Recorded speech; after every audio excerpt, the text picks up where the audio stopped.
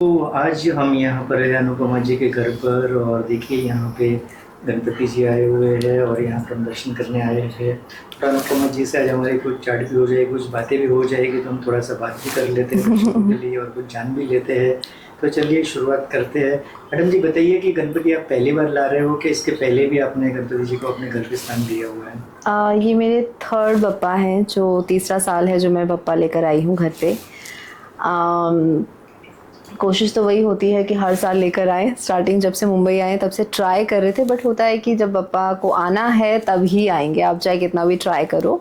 तो फाइनली काफ़ी टाइम बाद अब जाके पप्पा घर पे आए हैं। अभी आपको कैसा लग रहा है जब ये गणपति जी घर में है और आप उसके सामने है, आप पूजा पाठ कर रही हो? ऑब्वियसली ये तो सोच ही नहीं सकते कि ऐसा, ये तो हेवन वाली फीलिंग है और आउट ऑफ द बॉक्स वाली फीलिंग है, क्योंकि अपने घर में सुकून वाली जगह में पप्पा बैठे हैं, एकदम शांति का वातावरण है, इतना मज़ा, मतलब मुझे इतना अच्छा लगता है कि जब पप्पा को लेकर आने और जब जाते हैं तब उससे ज़्यादा बुरा लगता है। तो मुझे ये दो, जब मैं लेके आती हूँ मेरे को जाने की पहले टेंशन हो जाती है कि अरे अब 5 दिन बाद फिर पप्पा जाने वाले हैं, तो वो वाली फीलिंग थोड़ी सी अच्छी नहीं लगती, बट रीत है सो करना तो पड़ेगा। डेकोरेशन भी बहुत अच्छा किया हुआ है और यहाँ पे कमल के फूल की तरह से सजाया हुआ है, तो ये क्या कॉन्सेप्ट है? ये एक्चुअली मेरे पापा वाइट हैं, तो मेरा थीम वाइट और पिंक का था, जो उसमें छोटे छोटे पर्ल्स भी लगाए हुए हैं, डायमंड्स हैं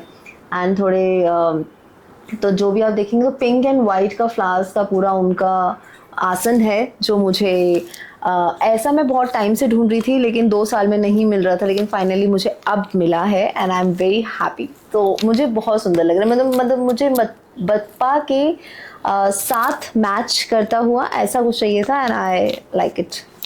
गणपति जी की बात करें तो मुंबई में काफी गणपति प्रसिद्ध है, तो आपने कहीं विजिट की पहले या कोई गणपति? हाँ, जब मैं यस ऑफ कोर्स जब मैं नई नई मुंबई आई थी तो डेफिनेटली जैसे इनवाइट आते हैं, जैसे मैंने भी अपने फ्रेंड्स को भेजे हैं, वो लोग भी आ रहे हैं धीरे धीरे।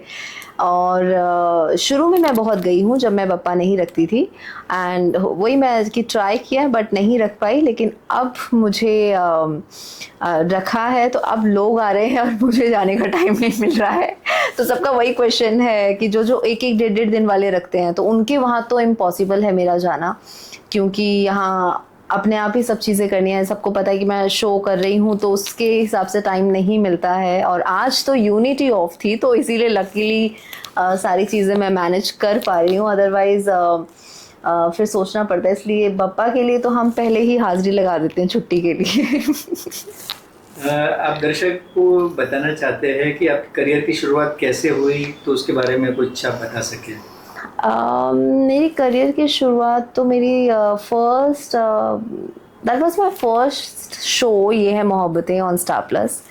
ऑब्वियसली वो मैं नहीं भूल सकती हूँ एंड आई एम ब्लेस्ड, क्योंकि मैं चाइल्डहुड से उस शो की बहुत बड़ी फ़ैन भी थी, क्योंकि मेरी मम्मा देखते थे, मेरे घर पे सब लोग देखते थे वो शो। तो और वहाँ पर उस शो में आपको काम मिलना, तो आई थिंक भगवान की ब्लेसिंग है, तभी आप ऐसे शोज़ में आप एंटर कर जाते हो। एंड उसके बाद फिर मुझे डायन भी मिला, फिर विघ्नहर्ता गणेशा, मैडम सर, बिंदिया सरकार, नथ और बहुत सारे हैं। तो ये मेरी जर्नी स्टार्टिंग मतलब कंटिन्यूसली रही है, एंड इस चीज़ के लिए मैं ब्लेस्ड हूँ कि आपको काम कंटिन्यू मिलना वो थोड़ा डिफ़िकल्ट है मुंबई में, लेकिन जब आपको मिलता है दैट मीन्स आप सर झुका के ब्लेस्ड फील करते हैं। तो इतने सारे आपने टेली सीरीज में काम किया, उसमें सबसे यादगार बेस्ट कौन सा रहा? नथ का तो नाम ही नहीं लिया था, मैं नथ भी था यस। मेरे लिए देखिए पहला एक होता है कि लाइफ चेंजिंग एक शो होता है आपके लिए, और एक होता है आपके दिल के पास जो आपको जिससे स्टार्टिंग मिली हो। जैसे मुझे ये मेरे हर शो अगर आप देखें, मैं एक को चूज़ करना ना मेरे लिए बहुत डिफिकल्ट है टू बी ऑनेस्ट। मतलब ऐसा नहीं कि मेरे शोज़ हैं इसलिए मैं ऐसा कह रही हूँ, मेरे हर शो अगर आप देखेंगे तो हर शो में मेरा लुक अलग है, मेरा किरदार अलग है, मेरा सर से लेके पैरों तक मेरा कॉस्ट्यूम अलग है, मेरा सब कुछ मतलब एक एक चीज़ पे वर्क किया गया है। कास्टिंग पूरी टीम, वो जो जहाँ भी आप मेरा लुक देखेंगे, डायन में देखेंगे या विघ्नहर्ता में देखेंगे, नथ में देखेंगे, जमुनिया में देखेंगे, आप कहीं भी देखेंगे आपको कहीं भी सिमिलैरिटीज़ नज़र नहीं आएगी। और आई थिंक मुझे ऐसा लगता है कि कोई मुझे पहचान भी नहीं पाते हैं कि मेरा लुक चेंज होते ही उनको समझ नहीं आता कि वही थी ये। तो ये एक प्लस पॉइंट है जो एज एन एक्टर पॉजिटिव भी है और समटाइम नेगेटिव भी हो जाता है कि रिकॉग्नाइजेशन थोड़ा कम हो जाती है, क्योंकि तो मेरा शायद ऐसा होगा कि मैं ढल जाती हूँ उस चीज़ में जल्दी। तो शो मेरे नज़दीक नथ कह सकते हैं, और आई थिंक जागृति भी नाम नहीं लिया था, जागृति, यस, मतलब this is my recent show जो मैं अभी कर रही हूँ। जागृति एक नई सुबह जो ZTV पे आता है एज अ सुधा, जो आप इतना प्यार देते हैं, तो वो भी मेरे दिल के करीब है। जागृति में सबसे इम्पोर्टेंट चीज़ आपको क्या लगती है जब उस किरदार में रहती है, तो क्या उसमें आपको भाता है या पसंद आता है? देखिए, मुझे सबसे अच्छी लगती है एक चीज़ कि जो कैरेक्टर है मेरा वो दबंग कैरेक्टर है, वो एक पॉजिटिव तो है ही, लेकिन उसके साथ साथ दबंग और खुले विचारों वाली और एकदम ब्लंटली बोल देना, जो उसके दिल में है वो मुंह पे होता है। तो मुझे लगता है कि जो आजकल की लड़कियां हैं, जो मन में है वो मुंह पर है, उस टाइप की है वो, और गलत के साथ वो बर्दाश्त नहीं करती है, कुछ भी अगर गलत होता है तो वो नहीं देख सकती, चाहे वो अपने साथ या किसी और के साथ भी। तो जैसे जागृति भी है तो उसके साथ भी वो चीज़ें कुछ होती हैं, क्योंकि मैं भी चित्ता हूँ, वो भी चित्ता है, तो हम बोथ, मतलब हम दोनों ही जो हैं बहुएं चित्ताएँ हैं।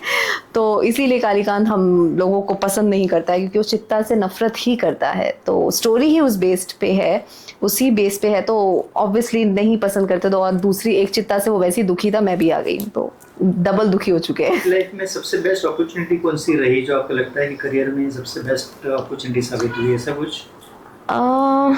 आई थिंक मुझे लगता है कि नथ को मैं कहना चाहूँगी। आई थिंक नथ मेरा बहुत ही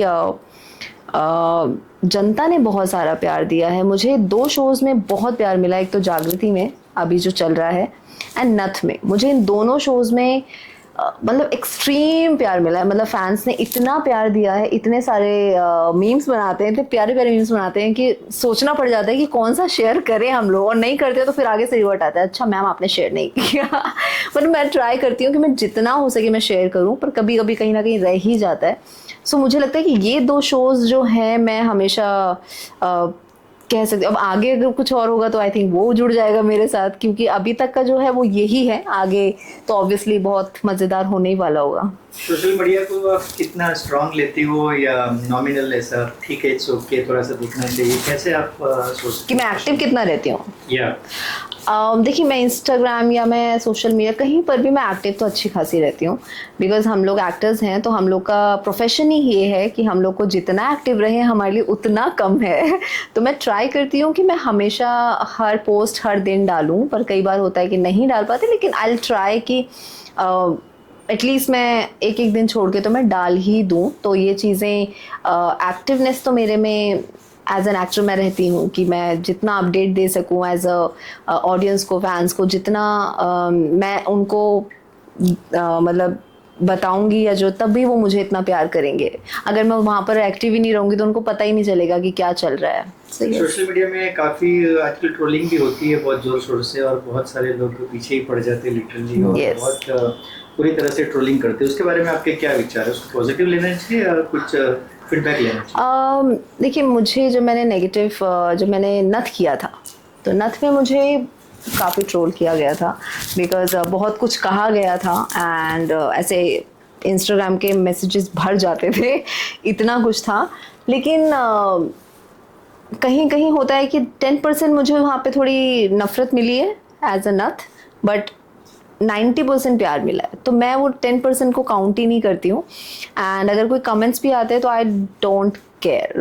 मैं मतलब ऐसी हूँ कि मुझे नहीं फ़र्क पड़ता है, मैं कमेंट्स देख के भी मैं इग्नोर मारती हूँ, मैं नहीं देखती हूँ कि चलो ठीक है अपना। और ऊपर से जब आप नेगेटिव करते हो, कुछ भी शोज़ करते हो, अगर आपको सामने से गालियाँ पड़ रही हैं या कुछ आपको गलत तरीके से बोला जा रहा है, that means I think you are a great job, आपने बहुत अच्छा काम किया है, तभी आपको सामने से गालियाँ पड़ रही है। अगर आप कुछ करोगे ही नहीं तो आपको न्यूट्रल रहेगा, ना गालियाँ पड़ेंगी ना प्यार मिलेगा। तो इससे बेटर है कि जो आपको मिल रहा है you take a positive side, और आप उस चीज़ को just go with the flow, I think रहना चाहिए। दर्शकों के लिए फाइनल मैसेज क्या देना चाहते हो इस गणपति के मौके पर? गणपति के मौके पे तो बस मैं तो हाँ करेक्ट, गणपति के मौके पे तो सबसे बेस्ट है कि सब बप्पा जो है आप सबको ब्लेस्ड करें, सबको अच्छी हेल्थ दें, हेल्थ सबसे इम्पोर्टेंट है। उसके बाद रिद्धि सिद्धि सब जो आप चाहें आप बप्पा से मांग सकते हैं। मैं भी प्रे करूँगी आप सब लोग खुश रहें और जो आपकी इच्छा हो वो पूरी हो। एंड पहला दिन है, सो हैप्पी गणेश चतुर्थी।